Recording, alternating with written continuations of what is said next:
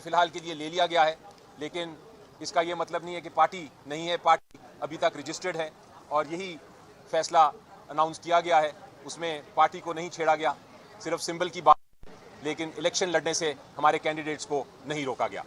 तो इंशाल्लाह अब नेक्स्ट स्टेप होनी चाहिए हमारी 8 फरवरी का दिन, जब आप लोग सब आके पीटीआई के लिए इंशाल्लाह वोट करेंगे और फिर अगली हुकूमत हम बनाएंगे। अब एक बिस्मिल्लाहिर्रहमानिर्रहीम।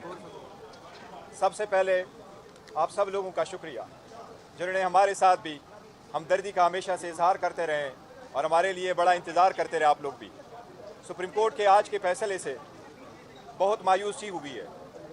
आज के फैसले से सुप्रीम कोर्ट के गैर मकबूल और मुतनाज़ा फैसलों में एक नए बाब का इजाफा हुआ है। आज टेक्निकल बुनियादों पे एक एक पेज पे मुश्तमिल 14 दरख्वास्तें 25 करोड़ आवाम की बुनियादी हकूक़ पर बारी हुई है।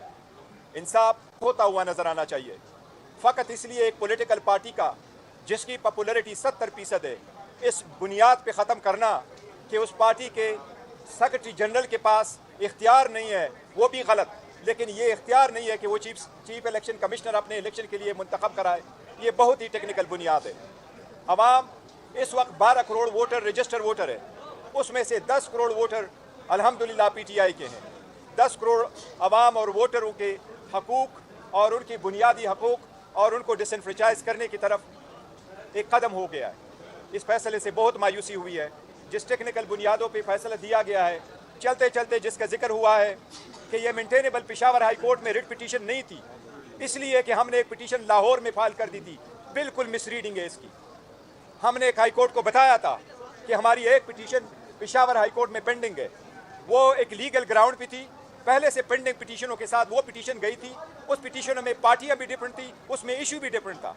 पेशावर हाई कोर्ट की पिटीशन उस बुनियाद पे फाइल हुई थी कि हमने इलेक्शन कराए और इलेक्शन पेशावर हाई कोर्ट में हमने कराए थे। इस फैसले में तस्करा हुआ है कि जिस 14 बंदों ने दरख्वास्तें दिए वो पीपल पार्टी, वो पाकिस्तान तहरीक इंसाफ के एक क्रेडेंशियल के लोग और पार्टी मेंबर्स है। ये बात बिल्कुल सही नहीं है। उनमें से कोई एक भी पाकिस्तान तहरीक इंसाफ का मेंबर कभी रहा नहीं है, मटीरियल वक्त पे कभी नहीं था। हमारे 8,37,950 मेंबरान में से सिंगल बंदे ने कभी ऑब्जेक्शन नहीं किया। इमरान खान साहब की आवाज़ के लिए है, भला रहे न रहे। इंशाअल्लाह ताला पाकिस्तान की अवाम इमरान खान की आवाज़ पे वोट देंगे इंशाअल्लाह ताला। जो कुव्वत है उसको हटाना चाहते हैं 8 फरवरी को इनको शिकस्त होगी इंशाअल्लाह। ये बताएं कि प्लान बी पर जो अमल दरामद हुआ है और बुरी तरह एक्सपोज भी हुआ है, तो क्या वो आप एक मिनट जरा एक मिनट सुन। Next question. एक मिनट जरा बोले, एक मिनट। नहीं, कोर्ट हमेशा करती है। नहीं, कोर्ट के फैसले को कोई मलिफाइड नहीं करता। कोर्ट के फैसले हमेशा ताखीर से आते, उसमें कोई फर्क नहीं पड़ता। लेकिन 2-3 नहीं, कोई नहीं है। सुप्रीम कोर्ट का हक है, सुप्रीम कोर्ट जैसे कहे हमारा हक है रिव्यू का, और इंशाल्लाह इस फैसले के खिलाफ हम रिव्यू करेंगे और इंशाल्लाह ताला ये फैसला at the end of the day बहाल नहीं रहेगा। आल्दो इस फैसले ने हमें बल्ले से महरूम किया। हमसे 227 रिजर्व सीटें चली गई। हमसे इसके लिए हमारे सारे कैंडिडेट जो है वो इंडिपेंडेंट इलेक्शन लड़ेंगे, आज़ाद निशानों पे इलेक्शन लड़ेंगे। इससे करप्शन की इब्तिदा होगी और पाकिस्तान की जो पार्लियामान जो हम चाहते हैं कि मजबूत हो, वो करप्शन से पाक हो। वो अपने वोटों में, चाहे वो चीफ मिनिस्टर की है, चाहे वो प्राइम मिनिस्टर की है, चाहे वो प्रेसिडेंट की है, चाहे वो स्पीकर डिप्टी स्पीकर की है, चाहे वो सेनेट की है, उसमें पैसे का लेन देन न हो। कारोबारी जो है ना वो इसमें ना आए, उसको तौफीक मिलेगी।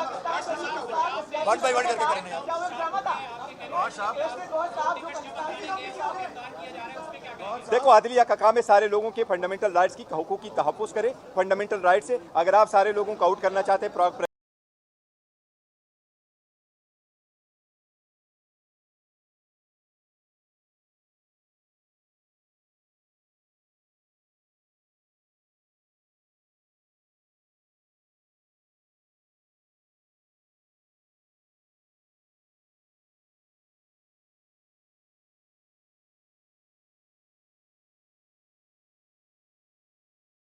से तो ये इलेक्शन प्रोसेस है तो बेशक आउट कर दे। अदालत देखे, आज अदालत ने फैसला कर लिया, हमें कबूल है, दैट्स एंड ऑफ इट। लेकिन ये इसका मतलब क्या नहीं। आप चुन रहे, एक मिनट कर लेना।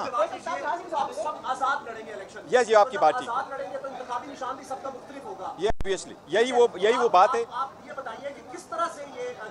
इंशाअल्लाह ताला अब हम ये सोचेंगे, बड़ी स्ट्रांग पार्टी अल्हम्दुलिल्लाह। एक मिनट पाकिस्तान पीपल्स पार्टी बड़ी स्ट्रांग पार्टी है, हम ऑर्गेनाइज करेंगे, हम अपना लिस्ट एक नया इशू करेंगे, उसमें अपने कैंडिडेट जिनको हमने टिकट दिए थे उनको नॉमिनेट बनाएंगे, उनके बारे में पूरा कैंपेन करेंगे। ये हमारे कैंडिडेट्स हैं और ये उनके निशानात हैं, उनके वोट। देखो एक चीज